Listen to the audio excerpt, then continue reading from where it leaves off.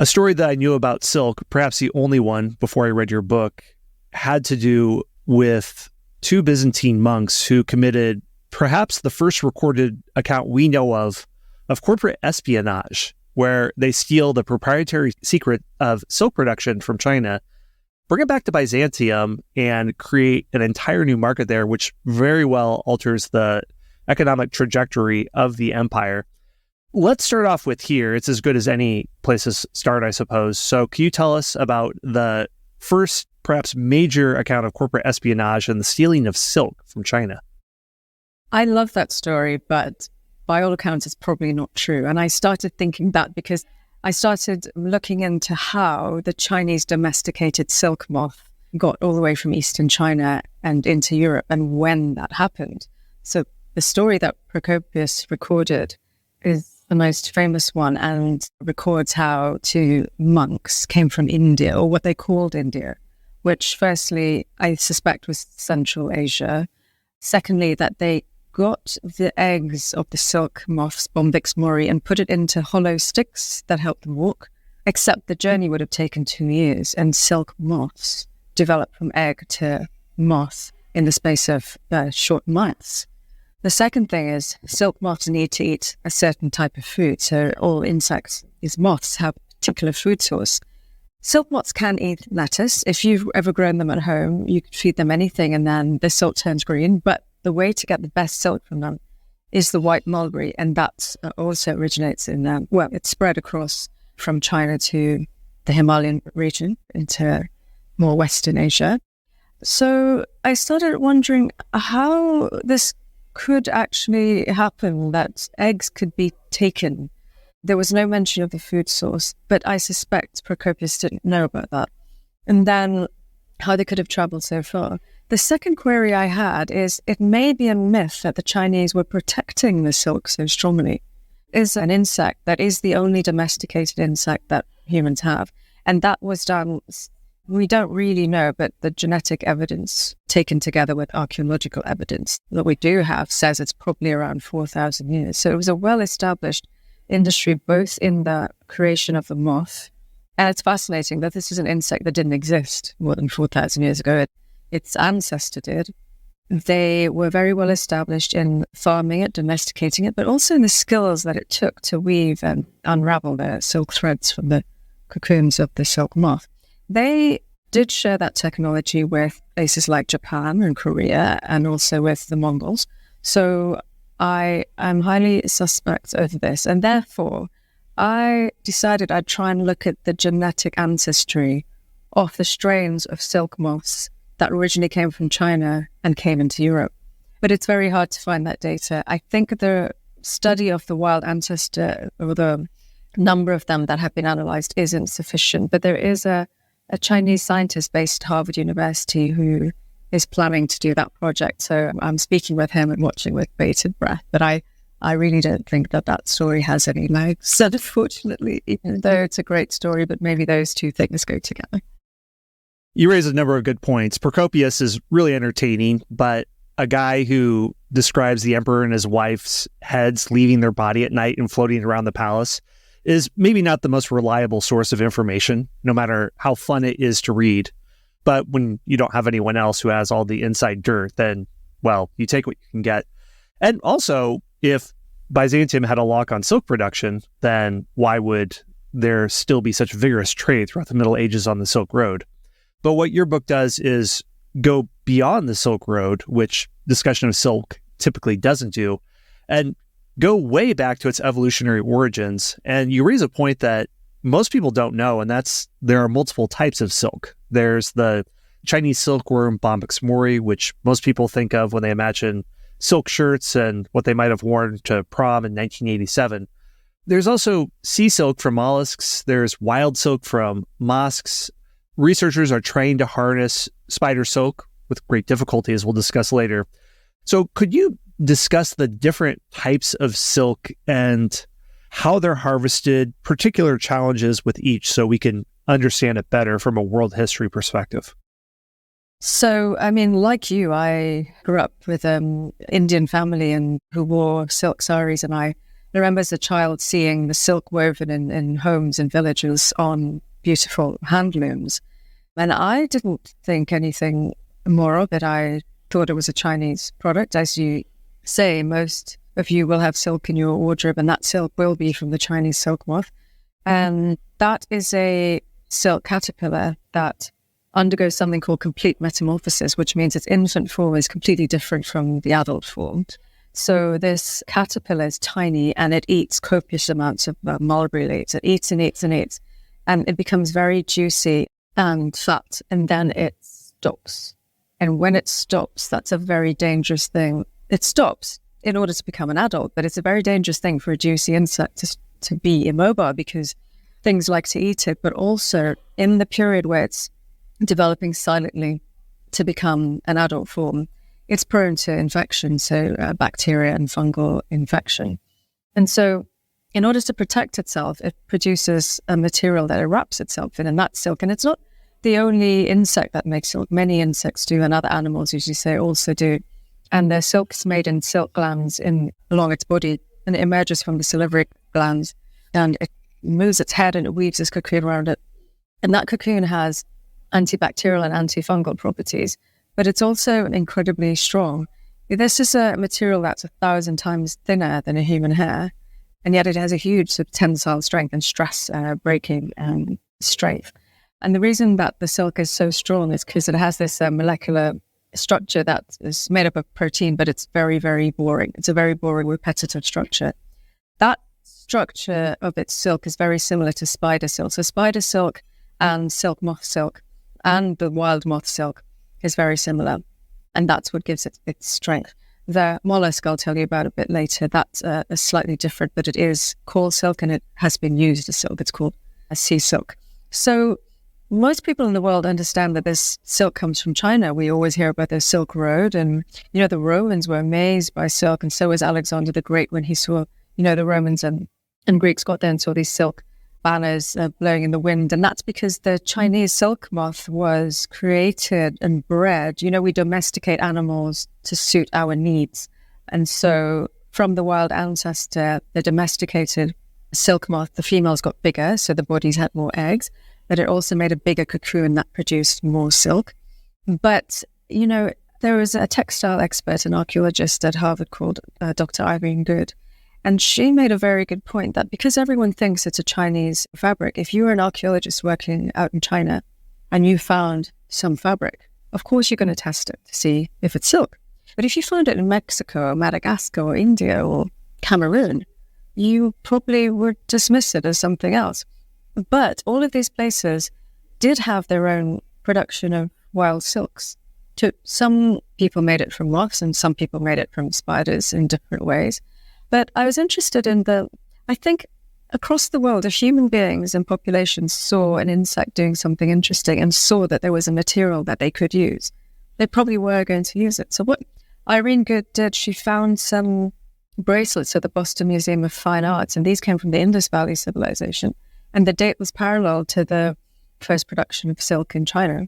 And she analyzed the thread inside of the beads and found from the shape and size of them, matching it to the orifice of wild moths, exactly which species they would have been taken from. Now, the ancestor of the Chinese domesticated moth is spread across into eastern India and north. And so the Indians probably could have domesticated. They didn't domesticate that moth. They had other moths that are semi-domesticated and are still used to this day. And so I think it's has been a worldwide pursuit of looking for materials that we could harness for our purposes. The wild moth silk, I remember when I first saw it in Assam in India, and I said to the person in the shop, "This isn't silk." And he said, "It's silk." So it feels like cotton. It's very robust. And this they used for colder weather. It's so robust that they pass it on through generations. And the strength of it is different. And that's really interesting because when you look to the future, the technological applications it has would be very fascinating because of the differences. In terms of spider silk, just to finish on the wild moths, they obviously were not domesticated, so they continued having to deal with environmental challenges in the wild, which is something that the Chinese silk moth didn't have to. So they remain quite robust, and they adapted to cope with the natural environment and pathogens. And as a result, their silk fibers display breaking stress and toughness of a higher magnitude. And the spider silk has been the holy grail of technologists and scientists, and I'm talking for hundreds of years. Spiders actually make several kinds of silk. It's fascinating because they wrap eggs in it, and that's a certain kind of silk. They make webs with it, that's a different kind of silk. They drop using the silk that has to be extremely strong. And in tensile strength, that's a maximum amount of stress you can put it under before it breaks. Spider silk is 5 times tougher than steel. And scientists say that if a spider were to be the size of a human being, then the web that we build would be strong enough to stop a jetliner in its flight path. So people saw this and over the years tried to make things out of spider silk.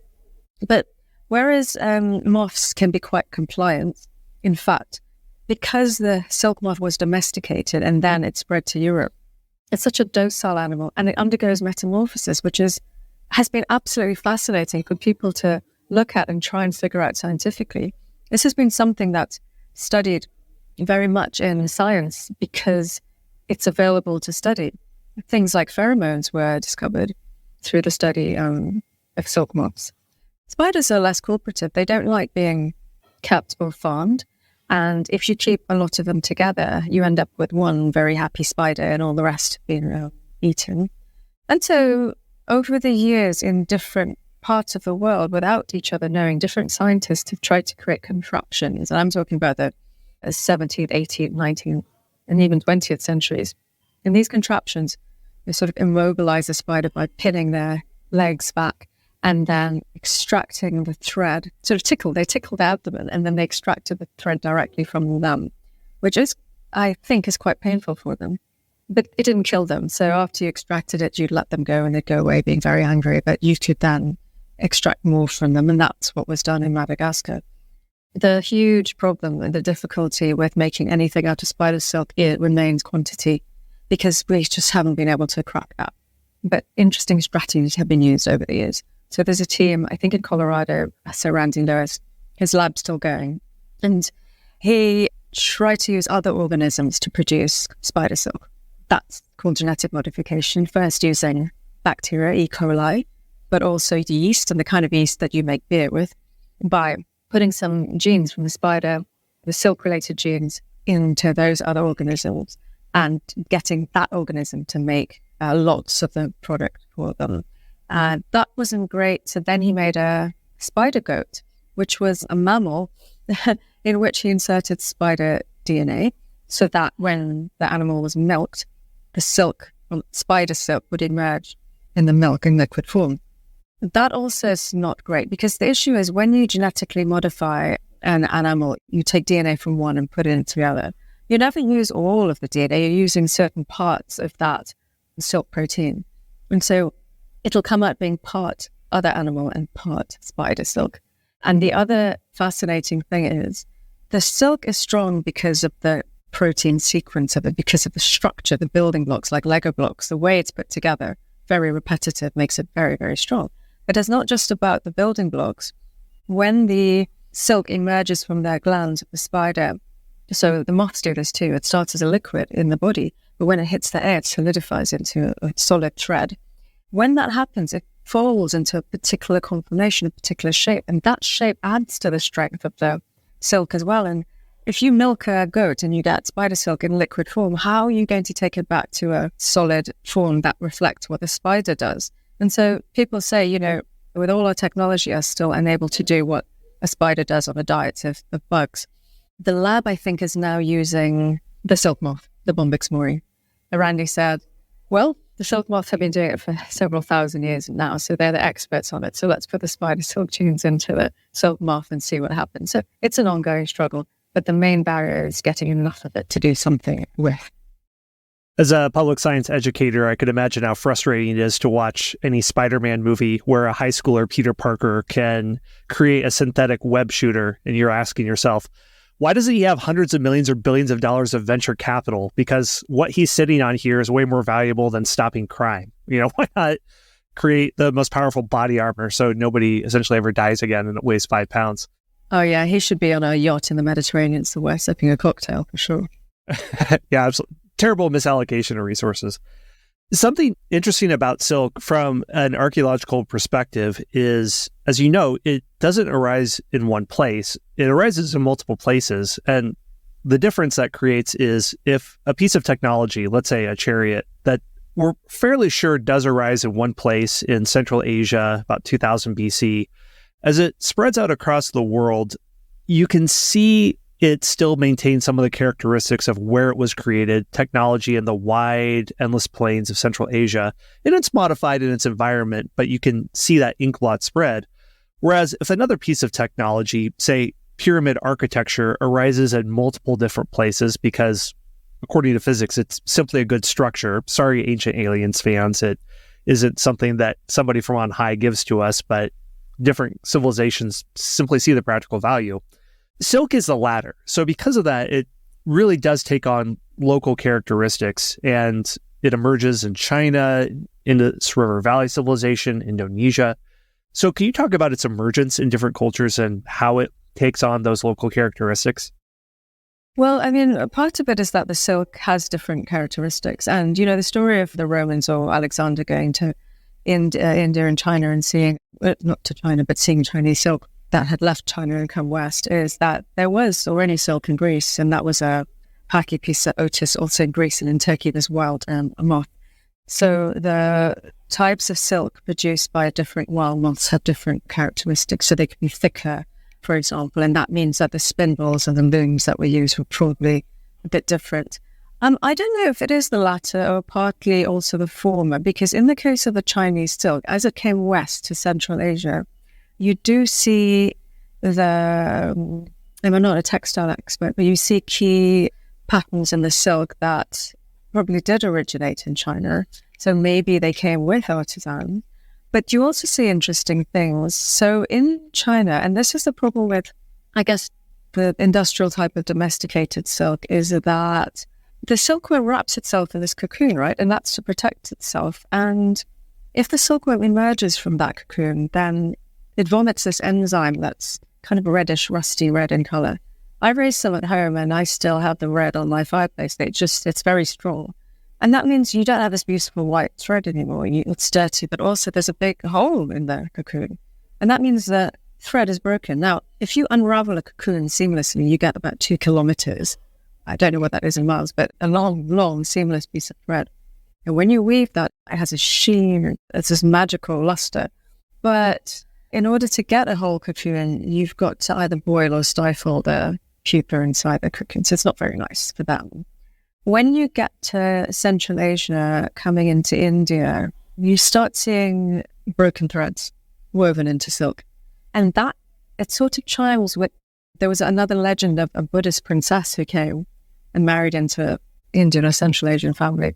And the idea of ahimsa or non-violence really resonates with that, because it is a method of what's called peace silk. So you let the moth emerge, and then you use what remains, and then you knot it together, and you get little bumps, which I think are quite charming. But it depends what your idea of perfection is and how you want your fabric to look. So I think those variations are very interesting because they come not just from the type of moth that's there, but also the philosophies and ideas of people and living with the environment. So when Europeans started going to African countries and South America, and they saw these giant webs that stretched through, I think Darwin, I think it's, found that a few scientists found them stretch across their pathway and stop their horses in their tracks because they're very strong and they can stretch about a meter long, and they're golden and they're wonderful. Many indigenous peoples took a part of the web, never taking the whole thing, so leaving something for the animal. Or in the Pacific Islands, they would felt the web into, how woolen felt looks. So they'd make masks, funerary items. In Cameroon, I think Madagascar, they made death shrouds out of these wild silks, which had a heaviness and a texture to them. I think also, in China, in Neolithic, post-Neolithic, when you start finding carved versions of silkworms in graves.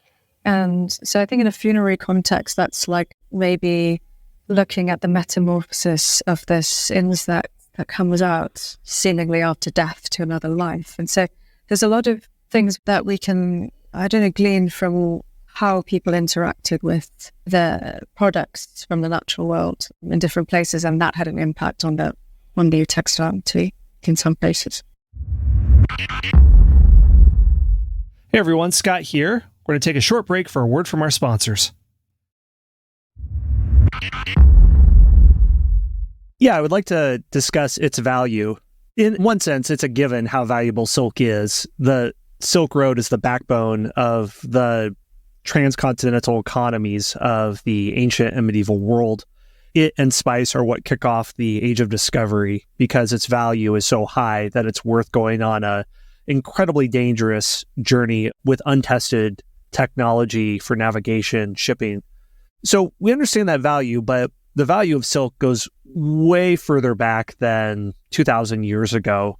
It was perhaps the highest luxury good in China for trade, but also for ceremonial reasons, for burial cloth. So can you talk about its value in economic terms, even beyond the Silk Road, but also its symbolic importance? I think part of the value was, for a long time, I don't think people knew where it came from. And so when the Romans saw the silk, there's some writing that says it grows on trees, so like it's a type of cotton. And in fact, I started wondering about that because there's a silk moth a wild moth in India and also in Indonesia. And the scientists who were working there in the sort of 17th century also described it as a fruit because the cocoon hangs from a stalk that the caterpillar makes, and it looks like it's a fruit. And you can see maybe they encountered that when the Romans were in India getting their black pepper to take over to Egypt. So they didn't really know where it came from, and so it was a wondrous thing. And, they would get cloths from China and unravel them, get more thread and mix them in with other fabrics to maximize on the value. But it's quite interesting that the value depends on how much you have of it. And if you have plenty of quantity, it's probably going to be more of a common item. So I was reading about some ancient Indian texts. In ancient India, there were many types of silk. They also had the Chinese silk. They referred to that as button. But they had indigenous silks. And I think it was very widespread. People would just wear their silks and not consider it to be particularly precious. When I was writing this book, I went to a place called Sufli, which is on the moving border of Turkey and Greece, the border that moved out to the end of the Ottoman Empire, so that there was a river bisecting Sufli, and the place where the mulberry trees were ended up being on the Turkish side, and the silk farms were on the Greek side. And I was speaking to some people who still work in silk there. Now they have mulberry trees lining the streets still. And they said, it was just the most abundant material we had. So, women used to wear it as aprons in their kitchen. So I think it's more about how much of it you have and whether you know how to make it and whether you have the actual insect and the technology to do so that impacts on the value and what type of silk it is. But certainly in India, they will dress the statues of gods in silk. So there is something very refined about it that has a particular significance as well.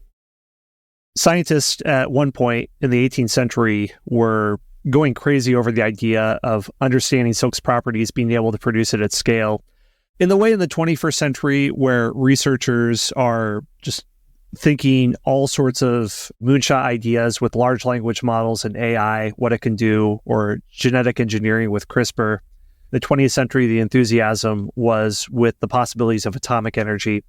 In the 18th century, at the age of taxonomy, categorizing all aspects of biological life, harnessing natural forces, Benjamin Franklin's experiments with electricity, there's a similar enthusiasm with scientists or natural philosophers of the animal kingdom categorizing different animals, harnessing their properties. And you mentioned a few researchers, George Eberhardt and Maria Silva Marian, who study silk.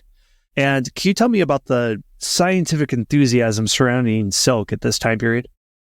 Yeah, it's really interesting because Maria Sibylla Marian was a 17th and 18th century flower painter. She was German, but she moved to Amsterdam.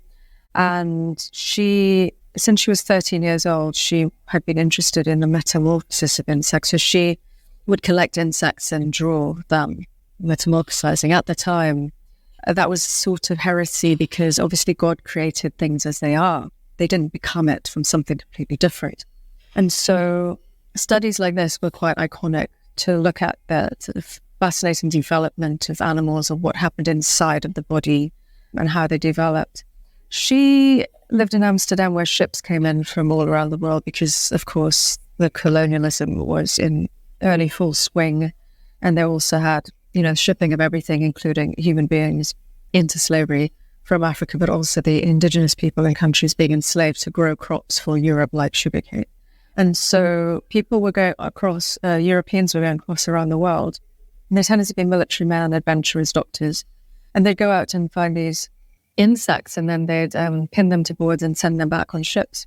And not just insects, alligators and anything that was a thing that people hadn't seen before, including human beings. They weren't pinned to boards, but they were certainly taken to be sort of spectacles.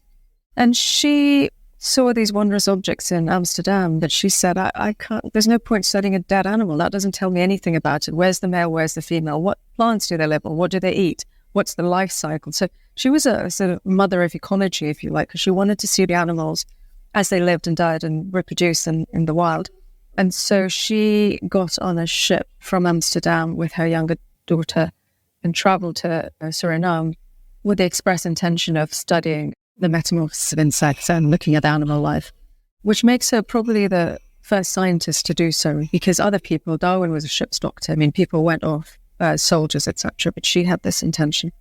And she went there and identified, she identified, obviously people who lived there knew before that these silk moths were there. And in fact, in Suriname, there were, I think from her writings, there were reports of people already making things out of those silks, which doesn't surprise me at all. And in order to get information, if Europeans were going around the world and they went to different places, well, how would they know what plants were used for medicines, what animals were used, what they did? They'd know that by speaking to local people.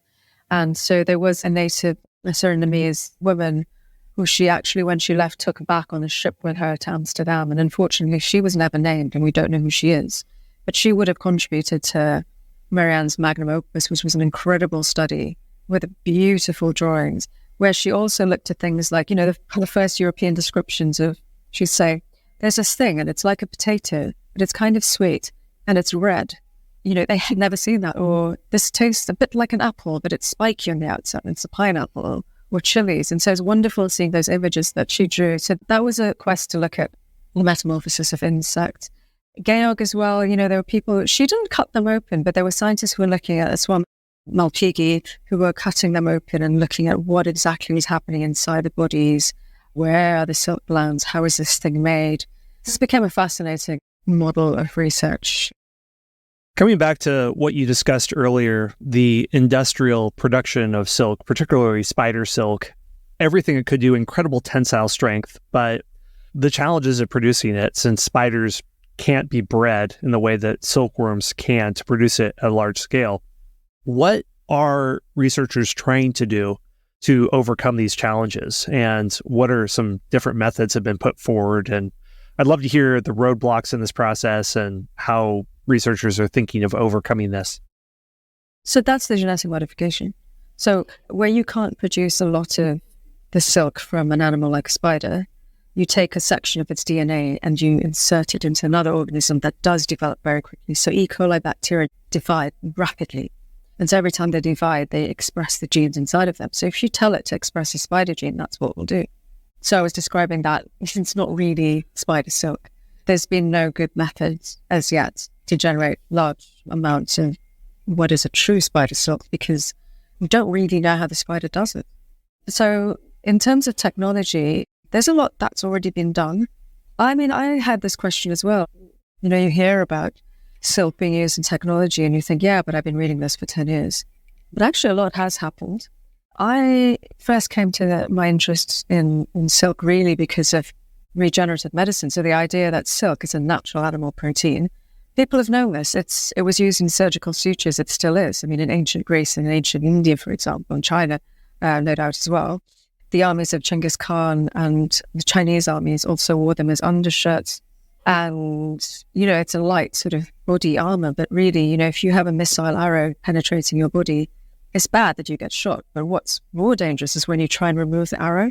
So if an arrow hits a silk undershirt, very light, spins around and goes into the wound, makes it easier to remove the arrow by removing the silk. But also, they must have known that silk had these healing to antibacterial, antifungal properties and melded the wound together. So I was quite interested in the medical applications. I was thinking about using silk as a natural animal protein that can be made not to raise an immune response in the human body for things like replacement organs that go into your body.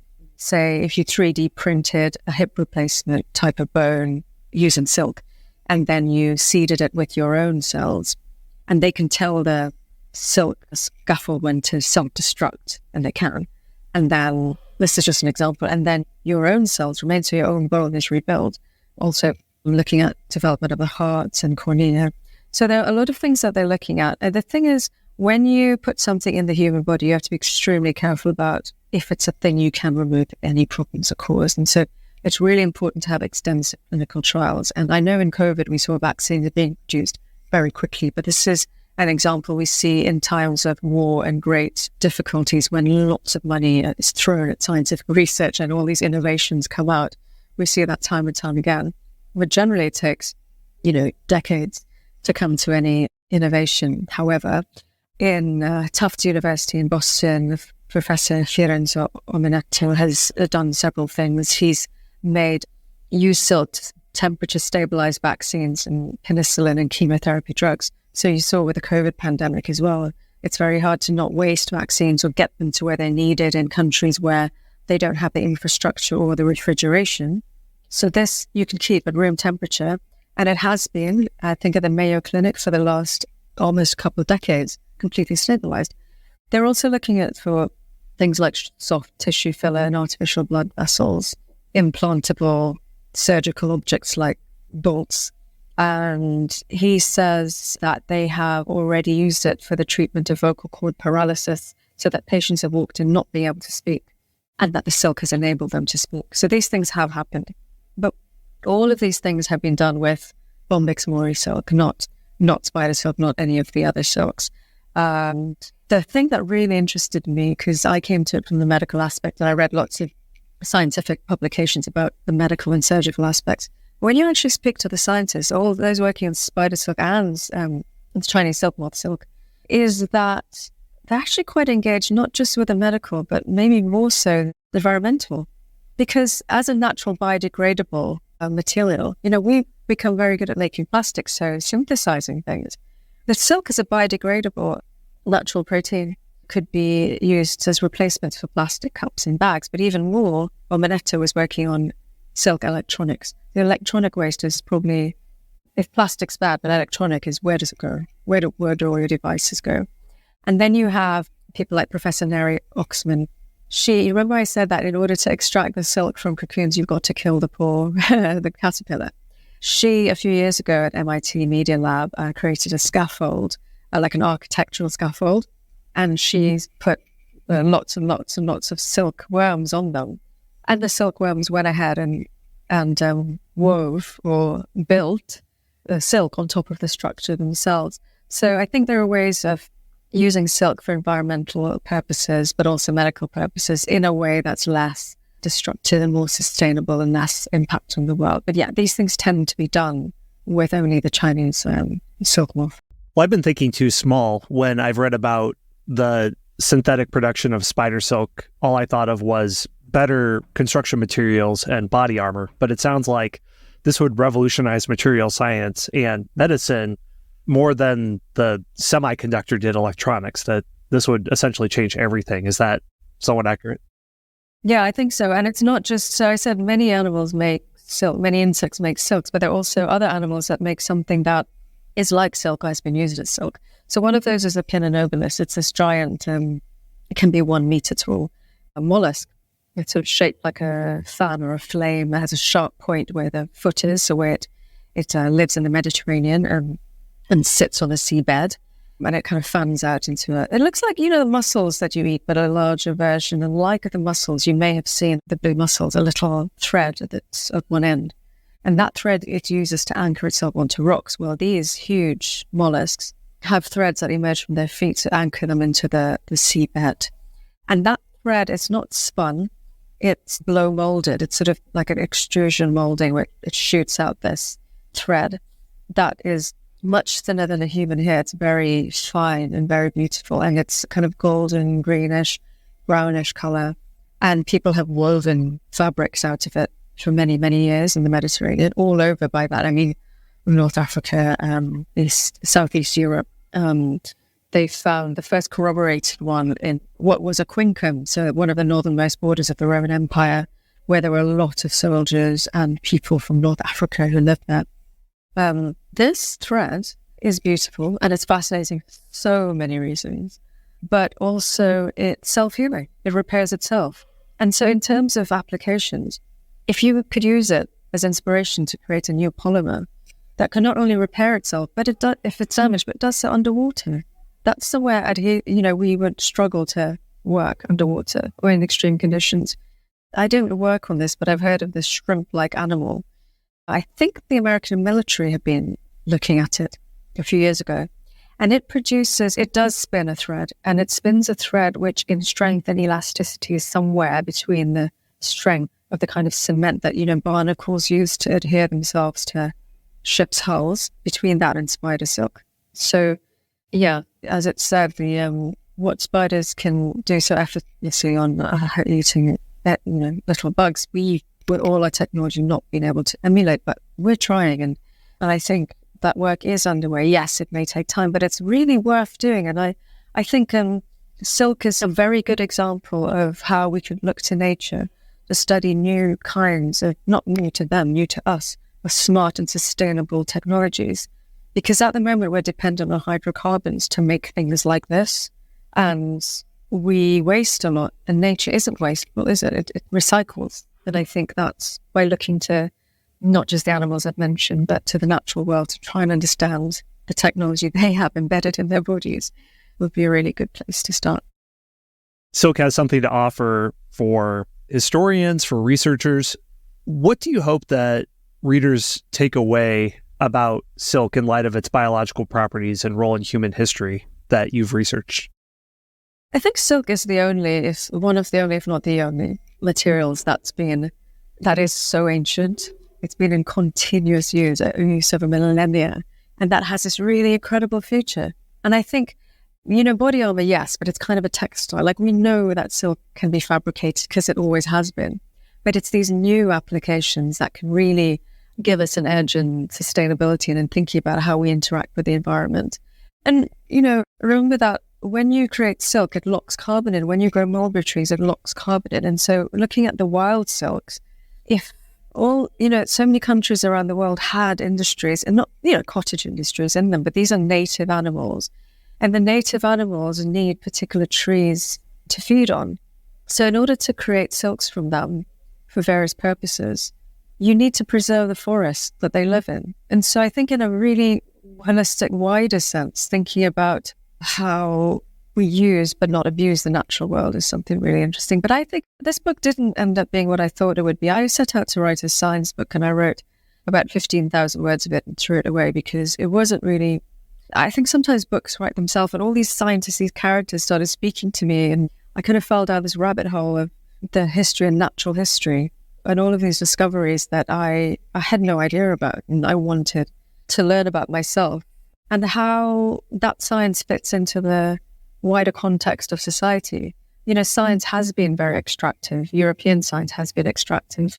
The British and French, for example, would send people out and say, literally, go find the coal, go find the trees, go find the plants and animals. And that's where the wealth came from, back to Europe. And so also, I never learned about scientists when I was studying science. Diseases have names of people, right? But who were they? What do they do? These are human beings with rich stories, rich characters. And so I don't know if it's so much... I mean, you will learn things, because I certainly did. But I think it's a great story. There are so many great stories that I found and I wanted to share.